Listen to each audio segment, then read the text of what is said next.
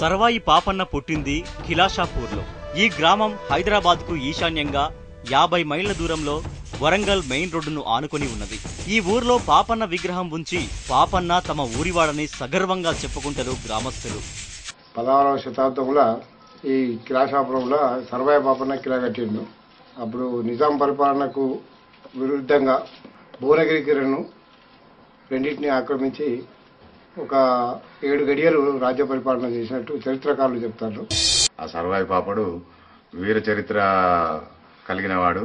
అదే స్ఫూర్తితోని ఈ గ్రామానికి అటువంటి వీర చరిత్ర స్వతంత్ర సమర యోధులు ఆనాటి తెలంగాణ పోరాటంలో పోరాడినటువంటి యోధులు ఇక్కడ ఉన్నారు. తెలంగాణ పోరాటం నైజాంకు వ్యతిరేకంగా పోరాడినటువంటి గడ్డ ఇది ఖిలాషాపురం.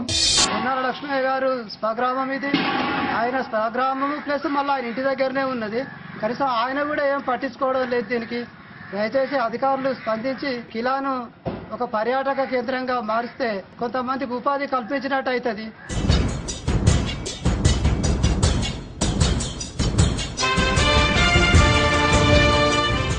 పాపన్న సాహసాలకు, సాధించిన విజయాలకు మౌన సాక్షిగా చెరగని సంతకం చేసింది భువనగిరి దుర్గం.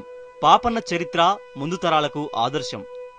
తాను పుట్టిన కులాన్ని, తన తోటివారిని తక్కువగా చిత్రీకరించడం పాపన్నకు నచ్చలేదు. సమానత్వం కోసం, కుల గౌరవం కోసం పోరాడిండు. తక్కువ చూపు చూస్తున్న కులవృత్తిని అంగీకరించలేదు. కులవృత్తిని స్వీకరించమన్న తల్లి కోరికను కాదన్నాడు. కొంత ధనాన్ని చేతబట్టుకుని రాజ్యాధికారం సాధించిగాని తిరిగి రానని తల్లి సర్వమ్మకు శపథం చేసిండు.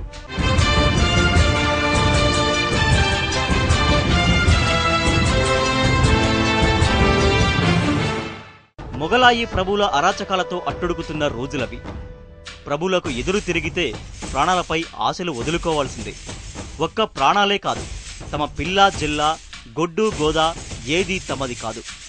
ఈ అరాచకాన్ని ఎదురించేందుకు సర్వాయి పాపడు కత్తి దూసిండు. తన తోటివారిని, బడుగు బలహీన వర్గాల వారిని ఒక్కటి చేసిండు. తాటికొండ కొండపై దుర్గాన్ని నిర్మించిండు. ప్రజల్లో చైతన్యం నింపే యువతను కూడగట్టిండు. చిన్న చిన్న ప్రాంతాలను ఆక్రమిస్తూ రాజ్యాధికారం దిశగా అడుగులేసిండు. పాపన్న సాహసానికి జేజేలు పలుకుతూ చిన్న పెద్ద ఆయన పోరాటానికి బాసటగా నిలిచిండ్రు. సర్వాయి పాపన్న కులవృత్తుల్ని ప్రోత్సహించిండు. స్వయం సమృద్ధి సాధన దిశగా సంస్కరణలు చేపట్టిండు. వేలాది ఎకరాల్లో తాటి, ఈత, జీలుగు వనాలు నాటించిండు. కల్లుపై సుంకాన్ని తగ్గించి కల్లు గీతను ప్రోత్సహించిండు. సర్వాయి పాపన్న యోధానుయోధుడే కాదు, చెప్పుకోదగ్గ మేధావి కూడా. దూర ప్రాంత గ్రామాల్లో తీసిన కల్లు రాజధానికి చేరేసరికి చెడిపోకుండా ఉండే ఉపాయం చేసిండు. రాత్రివేళ తీసిన కల్లు చల్లని వాతావరణంలో తక్కువగా పులిసిపోతది. అందుకే రాత్రికి రాత్రే కల్లును రాజధానికి తరలించేందుకు తగిన ఏర్పాట్లు చేయించిండు.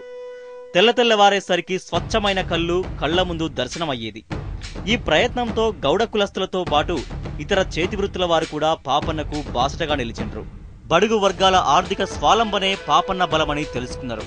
అందుకే బలహీన వర్గాల ఆదాయ వనరులపై వేటు వేసే కుట్ర పన్నిండ్రు.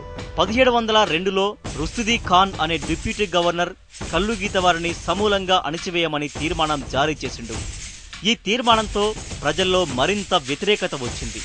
పాపన్నకు మరింత సైన్యం తోడయింది. రుస్తుం ఖాన్ పాపన్నను అణిచివేసేందుకు సమర్థవంతమైన సైన్యాన్ని నియమించిండు. 1706లో పాపన్నపై చేసిన దాడిలో ఘోరంగా విఫలమైంది రుస్తుం ఖాన్ సైన్యం.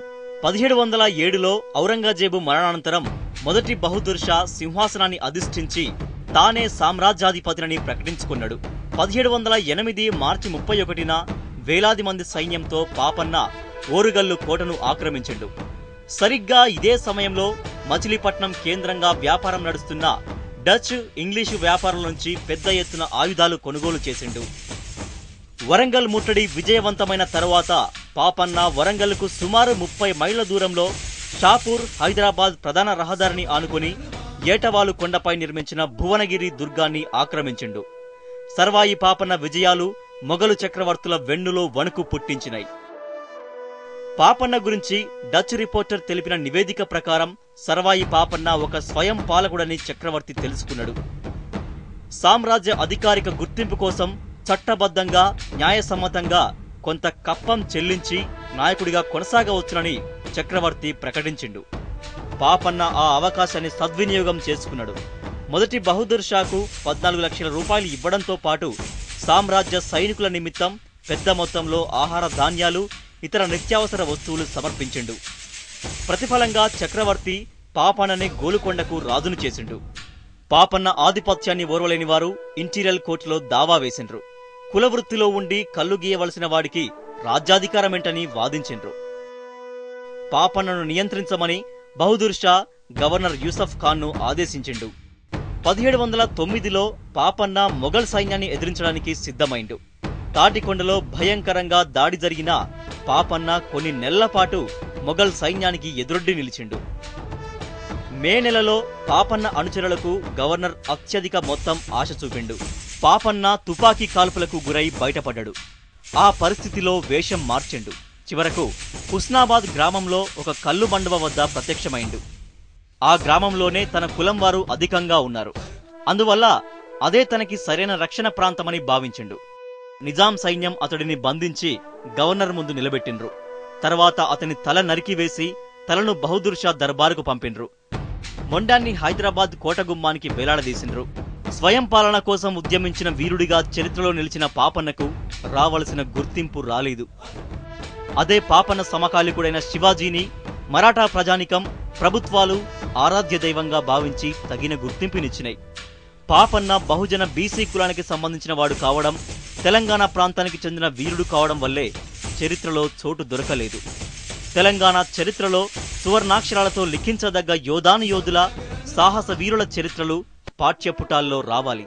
సర్వాయి పాపన్న, కొమరం భీం, తొడ్డి కొమరయ్య, రాణి రుద్రమ్మ, చాకలి ఐలమ్మ వీరోచిత పోరాటాలు పల్లె పల్లెనా పల్లవించాలంటే మన తెలంగాణ మనకు కావాలి. ఆత్మవిశ్వాసం నింపే చరిత్రలు తెలంగాణ బిడ్డల మదిలో నిండాలి.